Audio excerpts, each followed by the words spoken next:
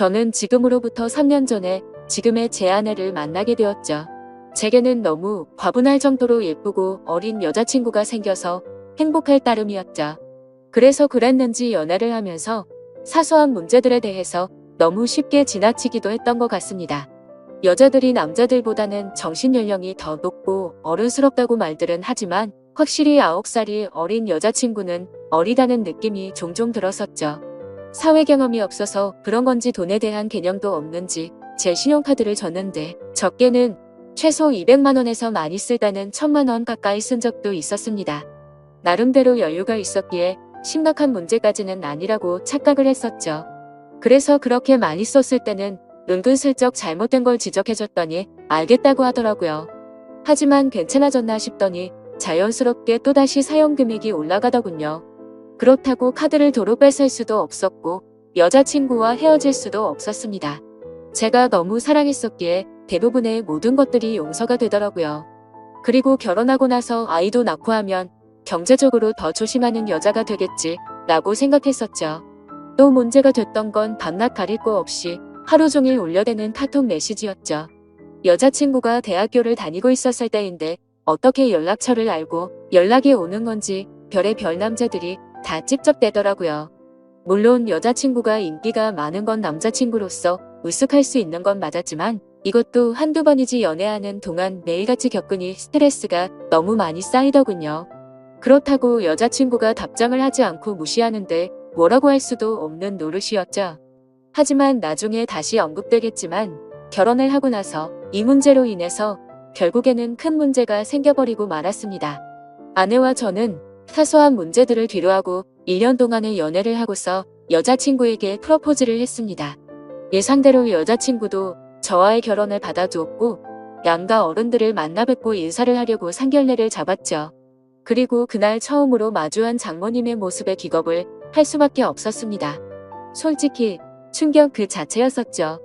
어느 누가 장모님을 그렇게 생각할까 싶었는데 저희 부모님도 저와 마찬가지로 놀라신 듯한 표정으로 쳐다보고 계시더라고요.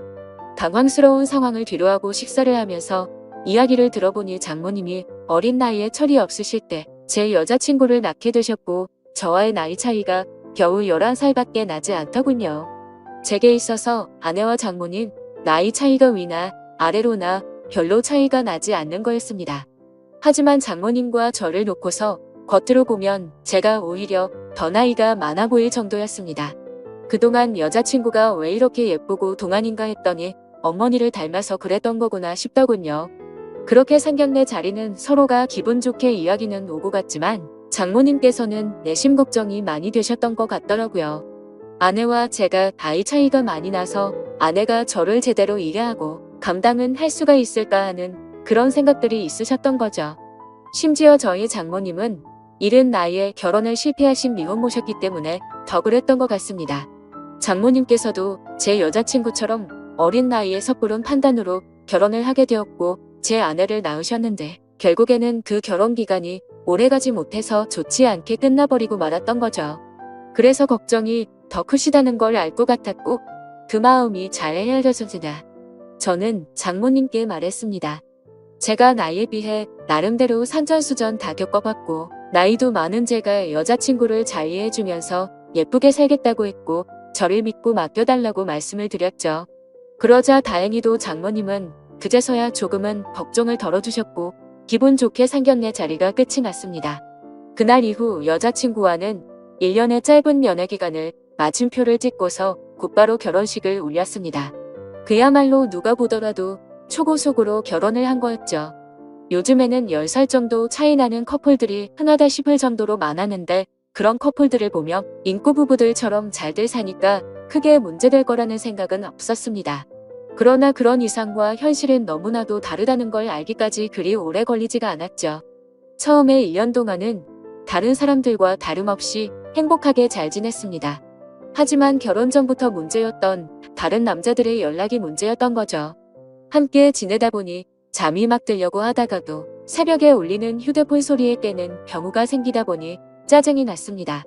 그것도 급한 연락도 아니고 별것도 아닌 걸로 유부녀에게 추근덕대는 남자들의 연락이니 당연히 화가 날 문제가 아닐까요? 솔직히 결혼을 하게 되면 이런 문제가 없을 거라고 생각을 했고 여자친구도 단호하게 잘 거절할 거라고 생각을 했습니다. 그래서 지나가는 말로 몇 번을 말해봤었는데 소용이 없더라고요. 휴대폰 연락처를 바꾸라고 하면 어릴 때부터 쓰던 번호라서 그럴 수가 없다고 했고 개인적으로 하는 소셜 계정이라도 없으면 덜하지 않겠냐고 하니까 그러기가 싫다더군요. 왜 가정주부가 그런 것까지 굳이 하려고 하는 건지 물어보니 어린 나이에 시집와서 이런 거라도 안 하면 우울증이 올 것 같다더라고요. 아내의 그 말이 너무나도 황당했습니다. 결혼 전에는 또래 친구들이랑 놀기 싫고 빨리 결혼해서 화목한 가정을 이루고 싶다더니 말이죠. 심지어 정말 다른 사람들과 비교했을 때 부족할 거 전혀 없게 다 해줬다고 생각했는데 너무 큰 배신감이 들었습니다. 저는 아무리 많이 벌어도 한 달에 300만 원을 쓸까 말까인데 아내는 한 달에 평균 700만 원은 넘게 쓰면서도 우울할 수가 있는 거구나 싶더군요. 그래서 그냥 사소한 다툼으로 문제를 키우기 싫어서 그냥 넘어가려고 마음을 먹었습니다. 그나마 바람이라도 피지 않는 게 어디겠냐라며 생각을 하고 참았었는데 제가 너무 멍청했던 거죠. 그날 이후로 평소와 다름없이 지내던 중 회사 미팅으로 인해서 백화점을 갔던 날 결국 사건이 터지고 말았습니다. 그 백화점은 평상시에 아내가 자주 가던 곳이었기에 혹시라도 아내가 오늘도 그곳에 왔으며 같이 밥이라도 먹으려고 어디냐고 연락을 했더니 집이라고 하더라고요. 그래서 알겠다고 대답을 하고 나서 백화점 직원과 회의를 시작했고 1시간 정도 뒤쯤 회사로 가려고 하는데 익숙한 모습이 보이더군요. 혹시나 하는 마음에 자세히 보니 제 아내가 맞았습니다. 그것도 옆에는 누가 봐도 잘생기고 키가 큰 훈훈한 젊은 남자와 말이죠. 순식간에 피가 거꾸로 솟는 기분에 당장 뛰어가서 난리를 치고 싶었지만 옆에는 미팅을 같이 한 백화점 직원과 제 회사 직원이 있었기에 그럴 수가 없었습니다. 저는 두 사람에게 급한 일이 생겼다고 말하고는 다리를 피해서 조용히 아내를 뒤따라갔죠. 일단 제가 오해를 하는 걸 수도 있고 나중에 혹시라도 모른다는 마음에 증거를 확보하려고 사진을 찍었습니다. 제발 제가 착각하는 거라고 믿고 싶었지만 그런 바람은 이루어지지가 않더군요. 잠깐 동안 따라다녔지만 마치 연인처럼 팔짱을 끼는가 하며 남자 신발부터 시작해서 화장품이며 옷을 사서는 죄다 그 남자에게 선물을 하고 있더라고요. 그것도 제가 열심히 일해서 번 돈으로 말이죠. 그동안 제 것을 종종 사왔기에 카드 내역을 보면서도 단 한 번도 의심을 해본 적이 없었습니다. 그렇게 아내와 그 남자는 백화점 쇼핑을 마치더니 겁을 상실해버린 건지 너무나도 자연스럽게 팔짱을 낀 채로 엘리베이터로 향하더군요. 솔직히 그때 많은 고민을 했습니다. 분노가 머리 끝까지 치밀어 올라서 당장 달려가서 난리를 칠까도 생각했지만 이혼을 해야겠다 라는 생각이 들었기에 억지로 참으면서 따라갔습니다. 다행인지 아닌 건지는 참 모르겠지만 그 둘은 다른 연인들처럼 데이트를 하는 것 같더니 밥을 먹고서 각자 헤어지더군요. 아내가 집으로 들어가는 걸 확인하고 나서 차에 앉아서 한참 동안을 고민했습니다. 증거가 충분하지 않은 마당에 지금 모든 걸 밝혀버릴지 아니며 무조건 이혼한다는 생각으로 확실한 증거를 수집할지 말이죠. 그런데 그런 증거를 수집하는 걸 상상만 해도 정신이 나갈 것 같더라고요. 결국 도저히 이대로는 참을 수가 없어서 곧바로 집으로 들어가서 아내를 불렀습니다. 무표정으로 차분한 목소리로 부르는 게 이상하다는 걸 눈치챘는지 아내는 제 눈치를 살피더군요. 그래서 저는 지금부터 내가 하는 이야기에 거짓말을 조금이라도 한다면 우리 사이는 끝이라고 못을 박았습니다. 그리고 나서 아침에 찍었던 사진들을 보여주면서 이 남자 누구냐고 물어봤죠. 그러자 아내는 정말 미안하답니다. 그런데 생각하는 그런 오해할 짓은 절대로 하지 않았다고 하더군요. 그동안 아내는 집에서 가정주부로 살면 마냥 행복할 줄만 알았답니다. 그런데 집에서만 지내다 보니 너무 우울증이 심해졌고 그러다가 메시지를 주던 한 남자와 이야기를 했답니다. 결국 그러다 호감이 가서 연락을 주고받았지만 오늘 만난 게 두 번째였고 그 남자와 아무런 일도 없었다고 하더라고요. 솔직히 그 말이 믿고는 싶었지만 바보같이 온전히 다 믿을 수가 없어서 말했습니다. 너는 겨우 두 번 만난 사람한테 저런 명품들은 선물하냐고 물어봤죠. 그러자 아내는 자신이 너무 돈에 대해서 별다른 생각이 없었던 것 같았다고 하더군요. 그냥 아무런 생각도 없이 선물을 해준 건데 지금 생각해보니 제정신이 아니었던 것 같답니다. 저는 그래서 단호하게 무표정으로 대답을 했죠. 이미 우리는 신뢰가 깨져서 예전처럼 믿고 지낼 수가 없을 것 같다고 말했고 이혼하자고 했습니다. 그제서야 아내는 상황의 심각성을 깨달았는지 울면서 말했죠. 거짓말 없이 전부 솔직하게 말했는데 왜 그러는 거냐며 두 번 다시는 이런 일 없을 테니까 한 번만 용서해달라고 했고 제 바람대로 개인 소셜 계정도 지울 거고 연락처도 다 바꿔드린다고 하더군요. 그리고 카드도 사용하면 오해할 일 없게 카드 내역 전부 보라고 하면서 울더라고요. 솔직히 너무 많이 사랑했었기 때문에 이혼을 한 번도 생각조차 못 해본 터라 저도 너무 당황스러웠습니다. 그래서 어떻게 하는 게 맞을지 한참을 고민하다가 아내의 눈물에 마음이 약해져서 결국 용서를 해주게 되었죠. 그래도 그날부터는 많은 부분들이 달라지기 시작했습니다. 아내는 약속했듯이 번호도 바꾸고 소셜 계정도 지워버렸고 지나친 카드 사용도 줄어들었죠. 그리고 우울한 마음을 없애고 요리를 배울 거라며 장모님 댁을 자주 왕래하더라고요. 하지만 그런 모습에도 불구하고 제 깊숙이 자리 잡은 의심은 절대로 사라지지가 않았습니다. 아내의 말대로 장모님 댁을 가는 게 맞는지 몰래 따라가 본 것도 수차례였으니 말이죠. 아무튼 그렇게 겉으로는 아무렇지 않은 척 생활을 하던 중 아내는 임신을 하게 되었습니다. 그 소식을 듣고부터는 아내에 대한 의심도 많이 줄어들었던 것 같고 예전처럼 아낌없이 잘 대해줬죠. 그리고 날이 갈수록 평소에도 장모님을 잘 따르던 아내는 신체적인 변화들이 생겨나자 그 이전보다도 더욱 많이 장모님을 찾았고 아내가 장모님 댁을 가는 횟수보다도 장모님께서 저희 집으로 찾아오시는 경우가 더 잦아지셨습니다. 저희 집과 장모님 댁은 대중교통을 이용하게 되면 비교적으로 가까운 거리여서 장모님은 이른 아침에 저희 집으로 찾아오셔서 제 저녁까지 챙겨주셨습니다. 뭔가 기분이 참 묘하더라고요. 무슨 미모의 여배우가 와서 밥을 차려주는 기분인데 장모님은 음식 솜씨도 너무 훌륭하셨죠. 저는 그렇게까지 해주시는 장모님을 보면서 늘 감사했습니다. 그렇게 하루하루를 지내다 보니 아내가 임신 8개월이 넘었을 때부터 우리 부부는 갑자기 싸움이 잦아졌습니다. 제가 아내를 예전처럼 잘 대해줘서 그런 건지 아내의 본성이 다시 나오는 건가 싶은 그런 기분이었죠. 아무튼 저희 회사는 IT 업종이라 일의 특성상 야근이 많은 환경이었기에 늦게 들어가는 날이 많았습니다. 그럴 때면 아내는 제게 온갖 짜증을 내면서 화를 내더라고요. 어떻게 임신한 자신을 두고 매번 이렇게 늦게 들어오냐고 말이죠. 심지어 혹시 자신을 이렇게 만들어 놓고 다른 데 가서 딴 여자랑 놀아나는 거 아니냐고 하더라고요. 아내는 그새 본인이 했던 일을 까맣게 잊어버린 건가 싶더군요. 적반하장도 유분수지 누가 누굴 의심해야 하는 건지 참 황당하고 어이가 없었습니다. 솔직히 그때까지만 해도 정말 하늘에 맹세코 절대로 한눈을 판 적이 없었거든요. 그리고 사장이라는 자리에 있기 때문에 가끔은 사기 진작을 위해서라도 직원들과 회식을 해야 하는데도 불구하고 사회생활을 안 해본 티를 내는 건지 아내는 그런 상황들을 절대로 이해해주지 않더라고요. 그냥 회사 일부터 시작해서 집안일까지 일부러 시비를 거는 거 아닌가 하는 생각까지 들었습니다. 아이를 갖기 전까지만 해도 제가 사장이니까 직원들에게 이렇게 해줘야 한다 저렇게 해줘야 한다라며 제게 많이 내조를 해줬었던 아내인데 갑자기 이렇게 달라지고 이제는 직원들 챙길 시간이 어디 있냐며 되려 성질부터 내는 겁니다. 그런 모습들로 인해 저도 마음이 많이 지쳤고 제 나름대로 힘들어서 술로 스트레스를 풀어가면서 지내왔습니다. 그리고 그렇게 힘들어하는 모습들을 장모님이 가장 가까이에서 지켜보고 계셨죠. 그러던 어느 날 제가 퇴근하고 집으로 돌아오자 장모님께서는 피곤하지 않으면 집까지 데려다 줄 수 없겠냐고 하시면서 조심스레 말씀을 건네시는 겁니다. 동시에 제 아내에게 박서방을 데리고 가서 집에 무거운 물건들 위치를 좀 바꾼다며 저녁 먹이고서 집으로 돌려보내겠다고 하시더군요.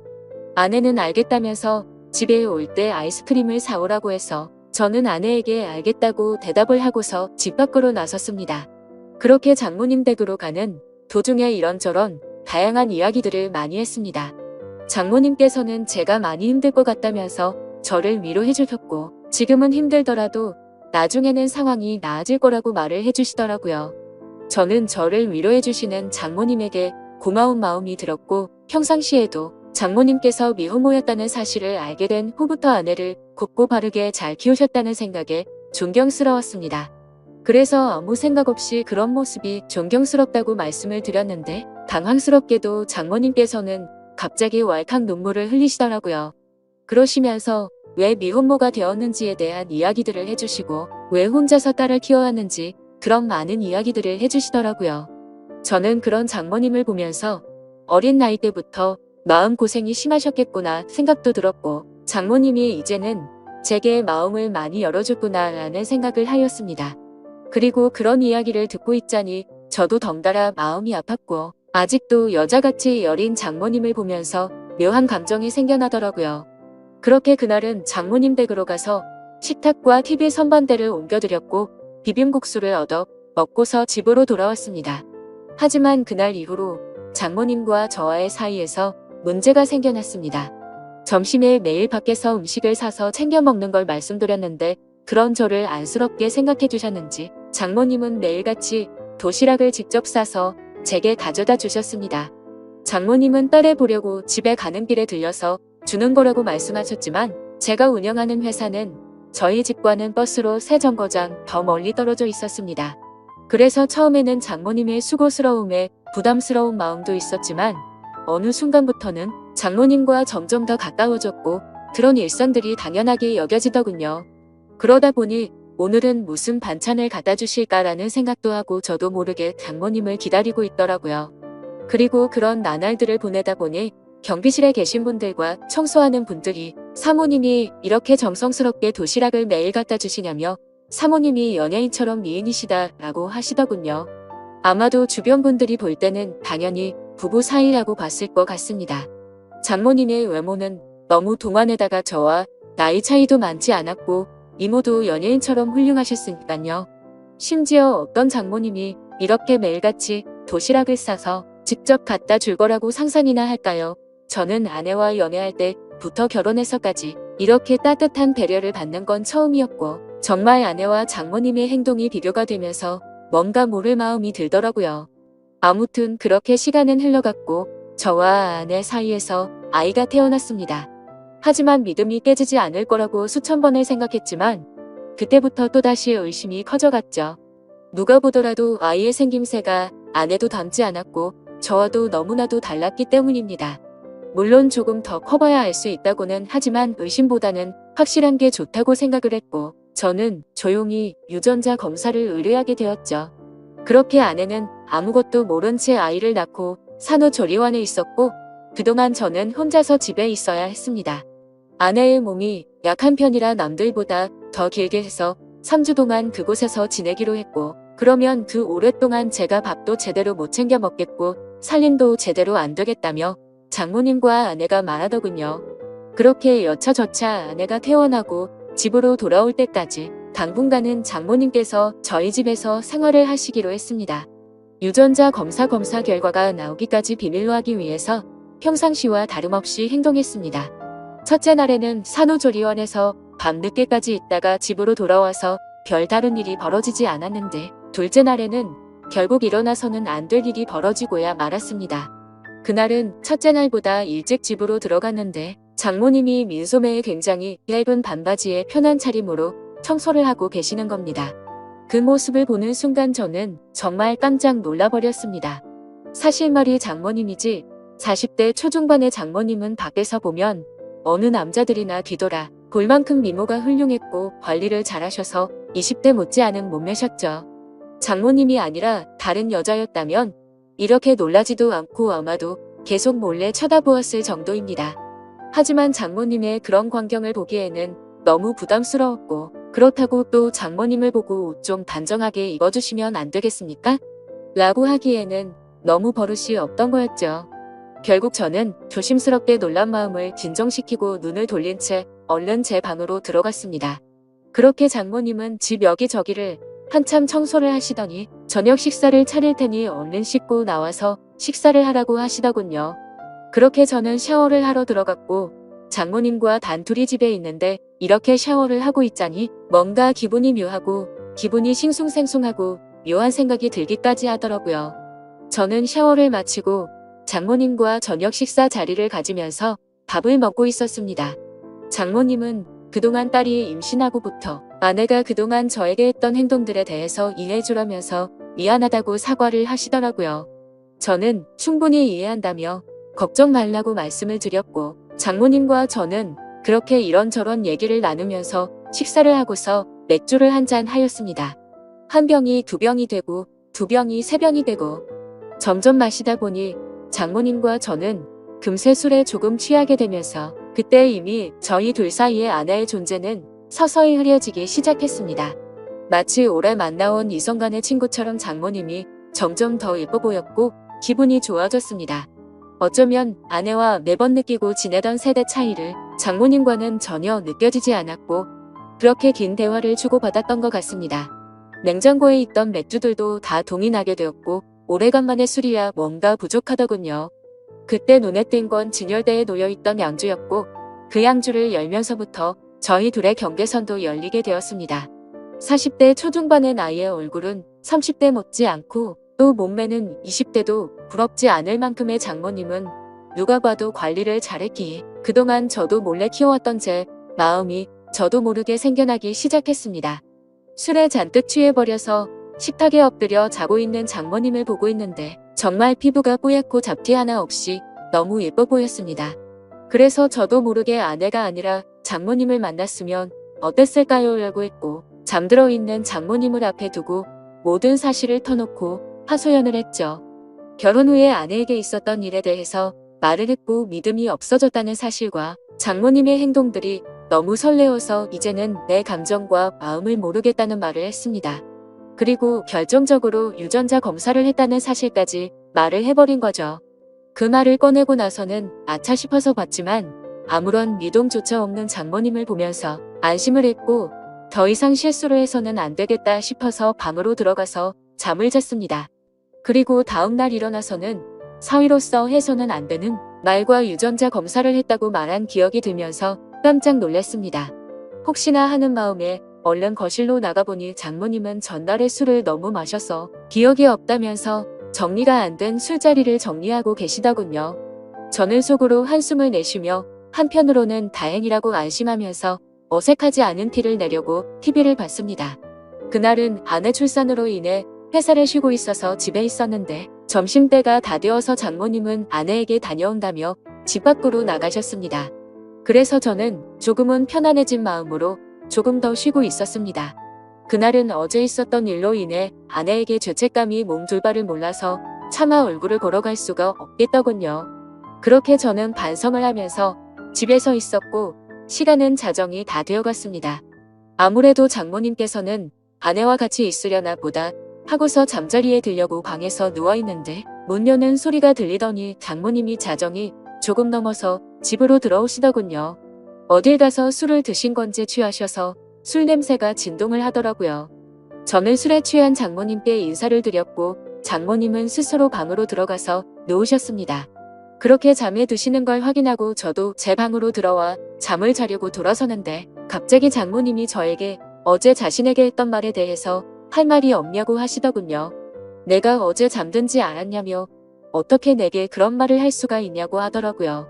저는 정말 깜짝 놀랐고 혹시라도 아내에게까지 이 얘기를 하신 건 아닐까 너무나도 놀랐습니다. 곧장 저는 장모님에게 다가가서 무릎을 꿇고 빌었습니다. 그리고 솔직하게 말했습니다. 그동안 아내에게 받아온 내조와 다르게 장모님이 해주시던 배려가 너무 좋았다고 했죠. 그리고 사람 감정이라는 게 제 마음대로 되는 것도 아니고 그저 술에 취해서 헛소리를 한 거라고 말했습니다. 더 이상 감정 키워나가는 일 없을 테니 걱정 말라고요. 그러자 장모님은 제 아내가 바람을 피운 내용에 대해 물어봐서 사실대로 다 말해줬고 유전자 검사 결과가 나오면 같이 확인을 해보자고 하시더군요. 그리고 결과를 알 때까지는 아내에게는 절대로 비밀로 하자고 하시더군요. 그러겠다고 대답을 하자 장모님은 아직 술이 덜 깨신 건지 갑자기 돌변하시더니 이미 상황은 엉망진창이니 다른 건 전부 다 잊고 술이나 같이 마시자고 하시더군요. 그래서 저도 도저히 맨정신으로 버티기엔 감당이 되지 않았고 양주를 거의 월샷 하다시피 마셨고 어제보다 더 많은 술을 마셨습니다. 그러던 중 장모님은 자신에게 느꼈던 감정이 진심이냐고 물어봤고 저는 장모님에게 그동안 느꼈던 고마움과 감정들에 대해서 솔직하게 말씀을 드렸죠. 그러자 장모님도 이런 감정은 처음 든다고 하시면서 딸애가 어쩌다 저렇게 된 건지, 자신이 어릴 때 실수를 해서 자신의 청춘도 다 날리고 인생을 다 망친 것 같다면서 눈물을 흘리시더라고요. 갑작스러운 모습에 놀라서 얼른 눈물을 닦아드리고 다독여 드리다 보니 또다시 묘한 기류가 흘러버렸죠. 결국 장모님과 저는 절대로 가져서는 안 될 서로의 감정을 알게 되었고, 아마도 그날 이후로 아내에 대한 생각과 죄책감은 사라지고 없어진 것 같았습니다. 그렇게 며칠이 지나고 나서 유전자 검사지를 받아본 결과 정말 불행하게도 제 친자식이 아니더군요. 곧장 장모님께 이 사실을 알렸고, 제가 드는 생각과 감정에 대해서 솔직하게 다 말해줬습니다. 결국 아내와는 협의 이혼을 하게 되었고, 지금 당장은 장모였었던 그녀와 저는 서로의 감정을 잘 알고는 있지만 쉽게 연인이 될 수는 없는 상황이네요. 결국 앞으로는 이 상황들이 어떻게 전개될지는 저도 잘 모르겠습니다. 어떻게 해야 할까요? 감사합니다.